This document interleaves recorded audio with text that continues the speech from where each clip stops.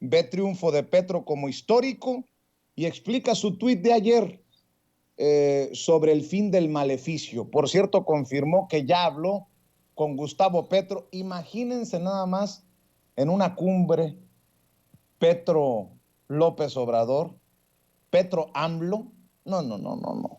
¿Para qué quiere que terminen con problemas del hígado los panistas, los prianredistas? Digo, imagínense que Enrique Krause, Héctor Aguilar Camín van a querer traer a Vargas Llosa para que nos diga lo peligroso que es Petro para Colombia. Así, esa misma campañita que le hicieron a López Obrador por tanto tiempo de que era un peligro para México, así se la hicieron a Gustavo Petro.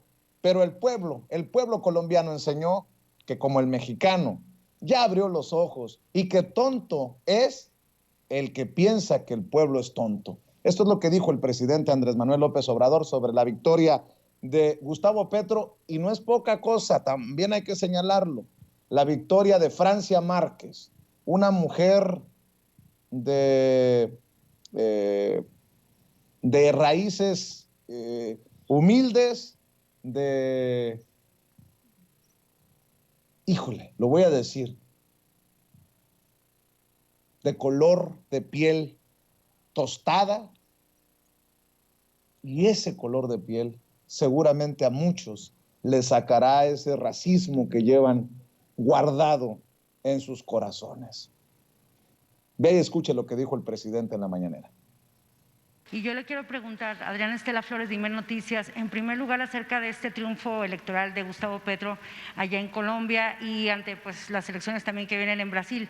Yo le quiero preguntar, presidente, con este escenario que se está viendo en América Latina, en primer lugar, ¿qué posibilidades ve usted de que sí se pueda formar este bloque regional que usted ha planteado desde el año pasado? También preguntarle cómo cambia esta situación o este escenario la relación de México con Estados Unidos, sobre todo considerando lo que pasó recientemente en la Cumbre de las Américas, y cómo queda también China dentro de toda esta ecuación que se está viendo aquí con esta reconfiguración de fuerzas aquí en el continente, presidente.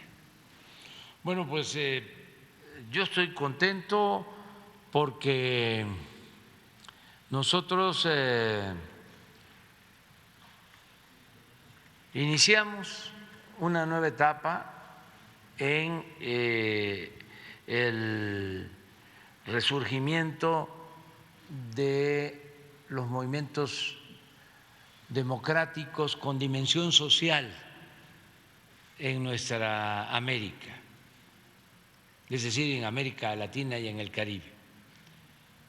Debemos de recordar que hace poco los gobiernos progresistas tenían la responsabilidad en varios países de América Latina y del Caribe. Hubo así como un esplendor de gobiernos progresistas en América Latina. Por distintas circunstancias se fue apagando ese movimiento, esa corriente, ese ambiente, se fueron perdiendo países y fue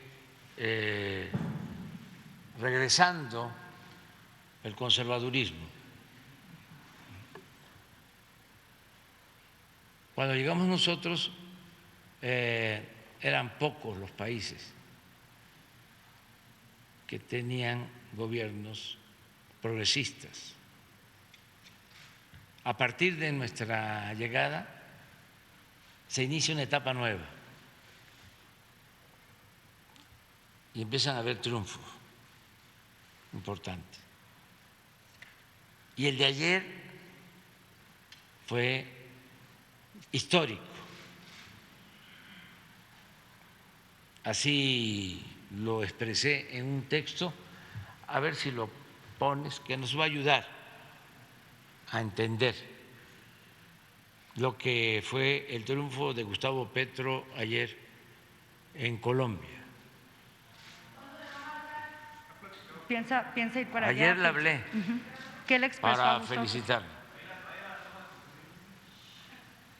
Ayer le hablé para felicitarlo y puse en mi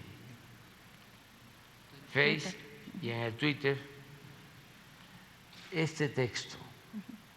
El triunfo de Gustavo Petro es histórico.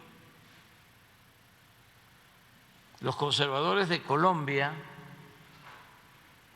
siempre han sido tenaces y duros.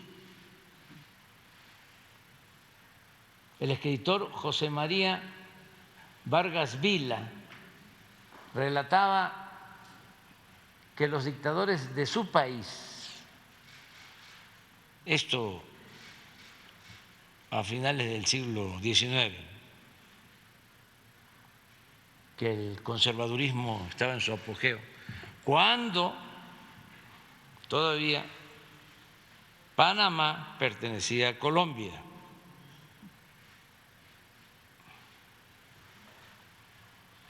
Decía Vargas Vila, un gran escritor, los dictadores de Colombia, hablaba de uno en especial, que le llamaban la Pantera Blanca, mojaba en agua bendita su puñal antes de matar. Esta es una historia de esta época, es el personaje de la novela de Gabo.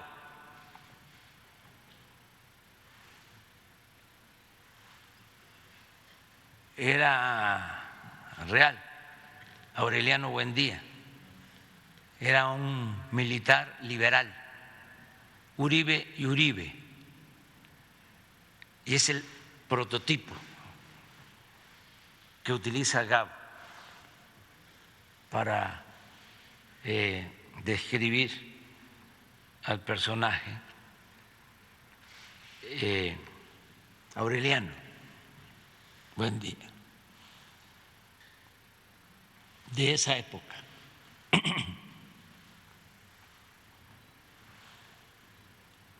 Se independiza Panamá, esto tiene que ver con el canal,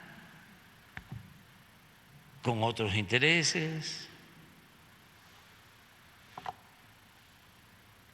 En 1948, ese mismo proceder, esa misma mentalidad conservadora, causó el asesinato del gran líder liberal, Jorge Eliezer Gaitán, este abogado que era un gran líder, un gran orador. A ver si encontramos un fragmento de un discurso de Gaitán. Yo soy Colombia. Un gran dirigente liberal que enfrenta a los conservadores y saliendo de su despacho lo asesinan.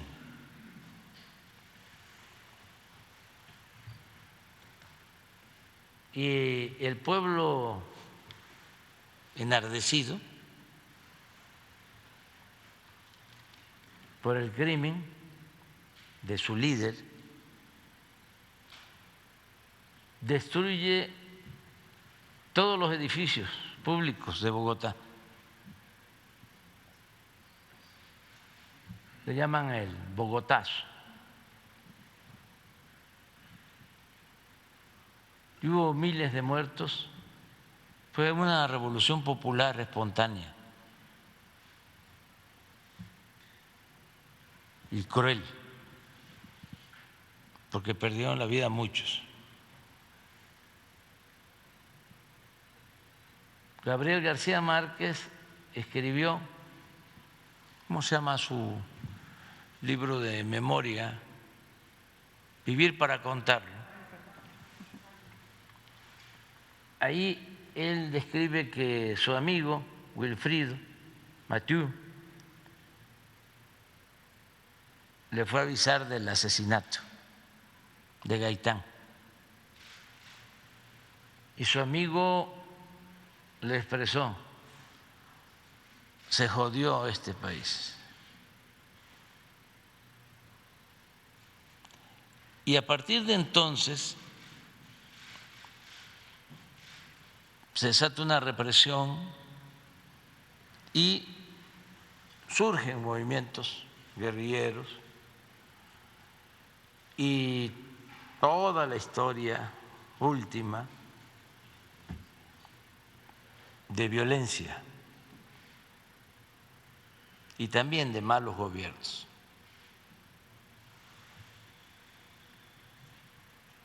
Por eso puse al final: